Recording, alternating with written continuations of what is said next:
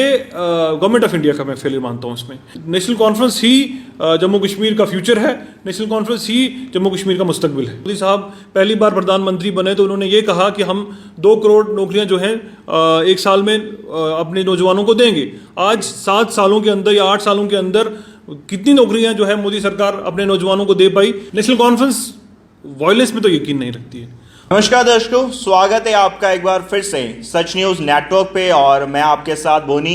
दर्शकों, आज हमारे साथ खास बातचीत के लिए Jammu Kashmir national conference party की तरफ से स्पोक्स पर्सन जीशान जावेद जी हमारे साथ हैं। इनसे बातचीत करेंगे और अगर बात करें जम्मू कश्मीर के अंदर सियासत जो है वो कहीं ना कहीं गरमाई हुई है। बहुत सारे पॉलिटिकल इश्यूज़ हैं, बहुत सारी बातें हैं जिनके ऊपर हम इनसे डिस्कस करेंगे। सर, बहुत बहुत स्वागत है आपका सच न्यूज़ नेटवर्क पर। Thank you so much. Sir, सबसे पहले तो मैं चाहूँगा आप थोड़ा सा आप अपनी पॉलिटिकल जो जर्नी है उसके बारे में थोड़ा सा आप हमारे व्यूवर्स का शेयर करें। मैं जामिया मिलिया इस्लामिया से मैं लॉ ग्रेजुएट हूँ और उसके बाद 2014 में मैं सियासत में मैंने अपना रोल प्ले किया। तब 2014 का असेंबली इलेक्शन था और उसके बाद 2015 में कायदे मोहतरम ने मुझे यूथ नेशनल कॉन्फ्रेंस में आने का मौका दिया और तब से यूथ नेशनल कॉन्फ्रेंस के साथ मैं जुड़ा था और एज प्रोविंशियल सेक्रेटरी मैंने यूथ नेशनल कॉन्फ्रेंस में काम किया। 7 साल यूथ नेशनल कॉन्फ्रेंस में ही मैं उसका हिस्सा बना रहा हूँ और उसके बाद चंद महीने पहले पार्टी ने मुझे एक मौका दिया जहाँ मैं पार्टी की तरफ से अपनी बात जो है लोगों तक रख सकूं, पार्टी की बात रख सकूं। तो ये अभी तक का मेरा जो सफ़र है 2015 से लेके अब तक का यही है। पहले मैं प्रोविंशियल सेक्रेटरी था यूथ नेशनल कॉन्फ्रेंस का और अब additional spokesperson Jammu and Kashmir national conference Jammu province. जी। इसी के साथ साथ सर, अगर मैं बात करूं जम्मू कश्मीर के अंदर पॉलिटिकल जो हलचल है वो बहुत ज़्यादा है। अगर हम पॉलिटिकल लीडर्स की बात करें, एक पार्टी का दामन छोड़कर वो दूसरी पार्टी को जो है वो ज्वाइन कर रहे हैं, तो इसको आप किस तरीके से देखते हैं कि आए दिन एक लीडर जहां जो जनता का विश्वास कहीं ना कहीं उन पे ऊपर बना हुआ है, वो एक पार्टी को छोड़कर जब दूसरी पार्टी का दामन थामते हैं, क्या वैसा ही विश्वास जनता का बना रहता है? इसको आप किस तरीके से देखते हैं? देखिए, मेरा ये मानना है कि जब भी आप किसी तंजीम के साथ जुड़ते हैं तो उसकी आइडियोलॉजी को देख के जुड़ते हैं। अगर आज मैं नेशनल कॉन्फ्रेंस के साथ हूँ तो मैं यकीनन नेशनल कॉन्फ्रेंस की आइडियोलॉजी में बिलीव करता हूँ और कल अगर मैं दूसरी जमात में किसी में जाता हूँ तो इससे ये साबित होता है कि मेरी आइडियोलॉजी कोई नहीं है। तो जो लोग तंजीमें छोड़ के दूसरी तंजीमों में जाते हैं वो सिर्फ अपना फ़ायदा देखते हैं, लोगों के फ़ायदे के लिए वो कभी नहीं सोचते, क्योंकि अगर लोगों के फ़ायदे के लिए ही सोचना होता है तो उनको जिस तंजीम के साथ वो जुड़े होते हैं उनको उसी तंजीम के साथ रहना चाहिए। और ख़ासकर जो इससे पहले जिस तरीके से लोगों ने कुछ लोग जो हैं तंजीम नेशनल कॉन्फ्रेंस से भी छोड़ के गए हैं, उनके लिए मैं ये कहना चाहूँगा कि आवाम जो है वो उनका फ़ैसला करेगी। क्योंकि जिस तरीके से जब नेशनल कॉन्फ्रेंस में रह के जो वो बातें करते थे, जो वो आवाम के बीच में बातें रखते थे, और आज अगर वो नेशनल कॉन्फ्रेंस के खिलाफ कुछ बातें करते हैं तो वो उसका जवाब पब्लिक ही है जो उनको उसका जवाब जो है दे सकती है। जी। एक और चीज़ सर मैं आपसे जानना चाहूँगा, कहीं ना कहीं अगर हम पिछले कुछ दिनों की बात करें तो नेशनल कॉन्फ्रेंस हर बार कहीं ना कहीं जो आम जनता के मुद्दे हैं उनको लेकर लगातार प्रदर्शन करती थी, अभी भी कहीं ना कहीं कर रहे, लेकिन उस लेवल के कहीं ना कहीं आवाज़ जो है वो नहीं उठा पा रही। तो इसका बेसिक रीज़न क्या मानते हैं? क्यों जो जनता के मुद्दे हैं उनको लेकर अब नेशनल कॉन्फ्रेंस कहीं ना कहीं पूरा जैसे खुल के सामने आती थी वैसे अब नहीं आ रही? नहीं, ऐसा नहीं है। नेशनल कॉन्फ्रेंस हर मुद्दे पे अपनी बात रखती है। आप कोई भी मुद्दा उठा के देख लीजिए, नेशनल कॉन्फ्रेंस की तरफ से अगर जो बातें जो हैं वो आवाम के हित में जो फैसले लिए जाते हैं और उसका स्वागत किया नेशनल कॉन्फ्रेंस ने, और जब भी कोई फैसले जो आवाम के खिलाफ लिए जाते हैं नेशनल कॉन्फ्रेंस ने उसका अपोज किया। और क्योंकि बीच में आप देख लीजिए कि कोविड की रिस्ट्रिक्शंस थी, उस दौरान मैं कह सकता हूं कि हम खुल के जो है सड़कों पे नहीं आए क्योंकि रिस्ट्रिक्शंस जो है उसकी वजह से। उसके बाद नेशनल कॉन्फ्रेंस ने हमेशा से अपना रोल प्ले किया है और नेशनल कॉन्फ्रेंस एक बड़ी जमात है जम्मू कश्मीर की, लोगों का यकीन है नेशनल कॉन्फ्रेंस पे और आज भी लोग जो है नेशनल कॉन्फ्रेंस की तरफ ही देख रहे हैं। आज भी लोगों का भरोसा है नेशनल कॉन्फ्रेंस और इंशाल्लाह ताला हम लोगों के लिए लोगों की आवाज़ उठाते रहेंगे। जी। और सर बात करें, अगर मैं जम्मू की बात करूं या ऑल ओवर इंडिया की बात करूं, तो अब जो सबसे ज़्यादा ट्रेंडिंग अगर मुद्दा चल रहा है वो अग्निपथ को लेकर चल रहा है। तो नेशनल कॉन्फ्रेंस की क्या स्ट्रेटजी है, या क्या एक्शन है इसके ऊपर, या क्या व्यूज़ हैं? देखिए, नेशनल कॉन्फ्रेंस का ये मानना है कि अग्निपथ जो स्कीम गवर्नमेंट ऑफ इंडिया ने जो लॉन्च की है, उसके पीछे जो सरकार की मंशा जो है वो साफ होती है कि जो वादे मोदी सरकार ने यहाँ के नौजवानों के साथ किए, और यहाँ पे ये कहा गया जब मोदी साहब पहली बार प्रधानमंत्री बने तो उन्होंने ये कहा कि हम 2 करोड़ नौकरियां जो हैं एक साल में अपने नौजवानों को देंगे। आज 7 सालों के अंदर या 8 सालों के अंदर कितनी नौकरियां जो है मोदी सरकार अपने नौजवानों को दे पाई, उसका हिसाब जो है हमें मोदी साहब से लेना होगा कि आपने जो वादे इस देश के साथ किए थे वो किस हद तक आपने पूरे किए। जहाँ तक बात है स्कीम की, ये स्कीम जो है वो टोटली फेलियर है, क्योंकि 4 साल के बाद आप जिन अग्निवीरों को आप ये कह के कि हम आपको जो है भारतीय इंडियन आर्मी का हिस्सा बनाएंगे, और 4 साल के बाद जो है उनके पास कुछ नहीं होगा, उनको उनके घर भेज दिया जाएगा, तो ये सरासर उनके साथ खिलवाड़ है। और सरकार को इन नौजवानों के साथ, इनके फ्यूचर के साथ नहीं खेलना चाहिए। नेशनल कॉन्फ्रेंस यही कहती है कि ऐसे डिसीजन जब भी लिए जाएं तो पॉलिटिकल पार्टीज के साथ, क्योंकि इससे पहले मेरा ये मानना है कि जब भी कोई सरकार हुआ करती थी वो अपोजिशन को से बातचीत करके, वार्तालाप करके जब भी कोई डिसीजन लिए जाते थे, जब भी कोई पॉलिसी बनाई जाती थी, उस पर डिस्कशन होता था पार्लियामेंट के अंदर, उस पर बात होती थी, अपोजिशन की ऑल पार्टी मीटिंग्स को बुलाया जाता था, उनसे पूछा जाता था। आज तो वो है नहीं इस देश के अंदर। आज कहीं ना कहीं डेमोक्रेसी पे जो है जिस तरीके से मोदी सरकार ने वार किया है, ये धीरे धीरे सब चीज़ें जो है वो ख़त्म कर रहे हैं। और इससे पहले जो इन्होंने जो डिसीजन लिए, चाहे वो CAA का हो, NRC का हो, जिस तरीके से अपोजिशन दिखी, पूरे मुल्क भर के अंदर आंदोलन हुए, उसके बाद फार्म लॉज जो लिए गए, 1 साल आपने देखा किस तरीके से हमारे जवान जो हैं, नौजवान जो हैं, हमारे बुजुर्ग जो हैं, वो सिंघू बॉर्डर पे जो है 1 साल डेरा डाला, और उसके बाद मोदी साहब मजबूर हुए वो फैसला वापस लेने में। ये फैसला भी जो है जिस तरीके से सरकार ने लिया है बिना किसी मैं समझता हूं कि सोच और समझ के, तो ऐसे फैसले जो हैं देश हित में नहीं होते हैं। ऐसे फैसलों से देश जो है आगे नहीं बढ़ सकता। नौजवानों का फ्यूचर जो है वो देश का फ्यूचर है। नौजवान जो हैं इस देश का फ्यूचर हैं, और उनको खराब करने का किसी को कोई हक नहीं। सर बात हमने अग्निपथ की करी है, तो मैं जानना चाहूँगा नेशनल कॉन्फ्रेंस क्या अग्निपथ जो स्कीम है उसके सपोर्ट में है, या उन यूथ के सपोर्ट में है जो अग्निपथ को लेकर कहीं ना कहीं बड़े प्रदर्शन कर रहे हैं? अगर बात करें ऑल ओवर इंडिया की गाड़ियाँ जो है वो जलाएगी, ट्रेन में आग जो है वो लगाएगी, कई सारे ऐसे मुद्दे जो है वो सामने आए, तो नेशनल कॉन्फ्रेंस किसके सपोर्ट में है? नेशनल कॉन्फ्रेंस वायलेंस में तो यकीन नहीं रखती है।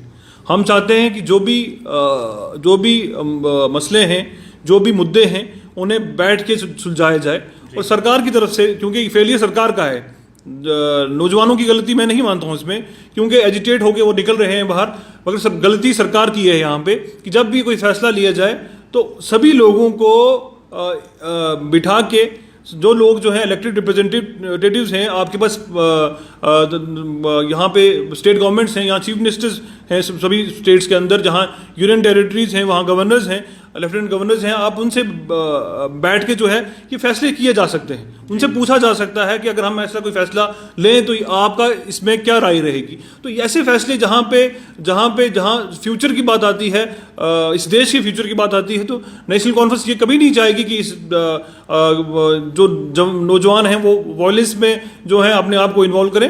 नेशनल कॉन्फ्रेंस का ये मानना है कि सरकार की गलती जो है, सरकार को इस पे दोबारा से सोचना चाहिए, दोबारा से कोई फैसला लेना चाहिए, ताकि नौजवानों का जो फ्यूचर जो है वो बर्बाद ना हो।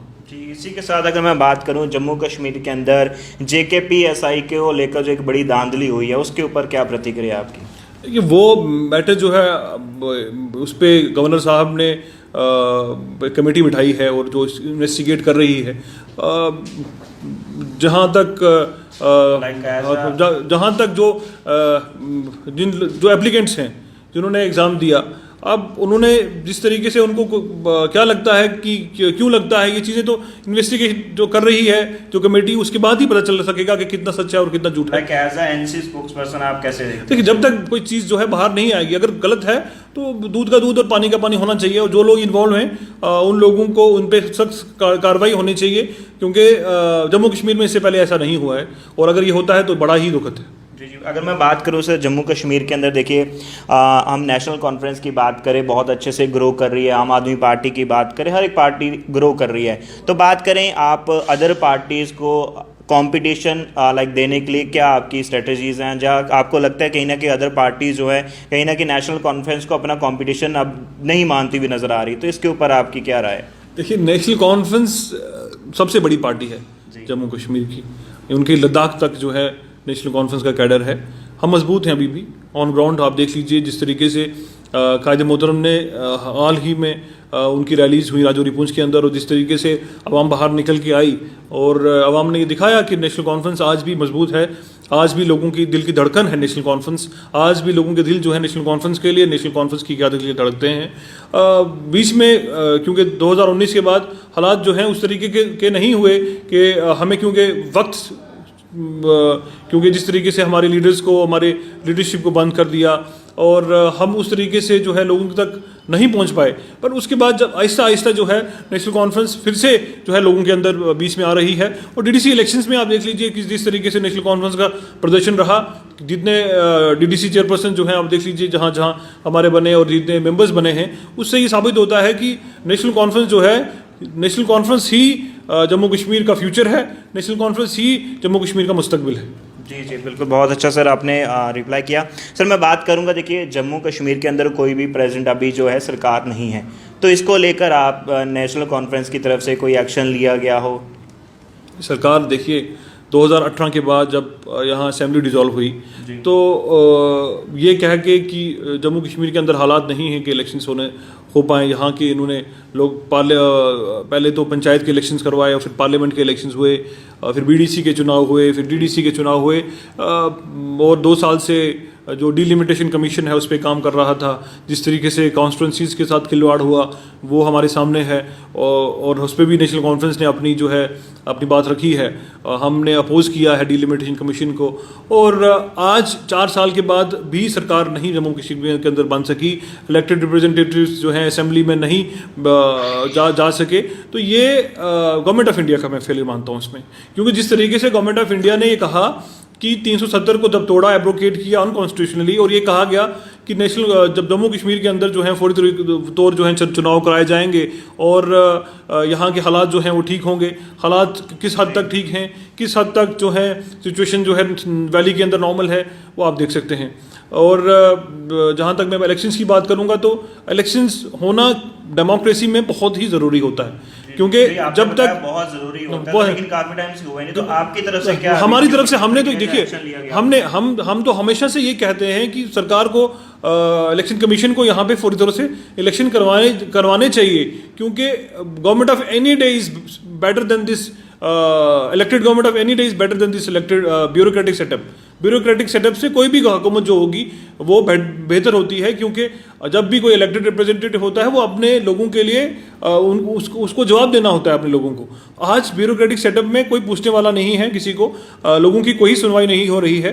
सेक्रेटरीट में आप देख लीजिए कि लोग जो हैं दरबदर हो रहे हैं, यहाँ से वहाँ जो है ठोकरें खा रहे हैं। तो इलेक्शन होना जम्मू कश्मीर के अंदर जम्मू कश्मीर के फ्यूचर के लिए बहुत ज़रूरी है, और ये वक्त आ चुका है कि जब गवर्नमेंट ऑफ इंडिया को इलेक्शन कमीशन को कोई डिसीजन लेना होगा जम्मू कश्मीर के अंदर चुनाव करवाने के लिए। जी, यहाँ पे इलेक्शन की बात अगर शुरू हुई है, मैं जानना चाहूँगा, देखिए डॉक्टर फारूक अब्दुल्ला साहब को नॉमिनेट किया गया प्रेसिडेंट के लिए, तो उसके बाद उन्होंने उसको रिफ्यूज़ कर दिया। क्या वो सिर्फ स्टेट पॉलिटिक्स में ही लाइक वहीं तक रहना चाहते हैं या किस तरीके से? ये हमारे लिए बहुत बड़ी फ़ख्र की बात थी, मगर मैं आपको साथ साथ मैं यही कहना चाहूँगा कि doctor Farooq Abdullah he is one of the tallest leaders not only of Jammu and Kashmir but of India I would say.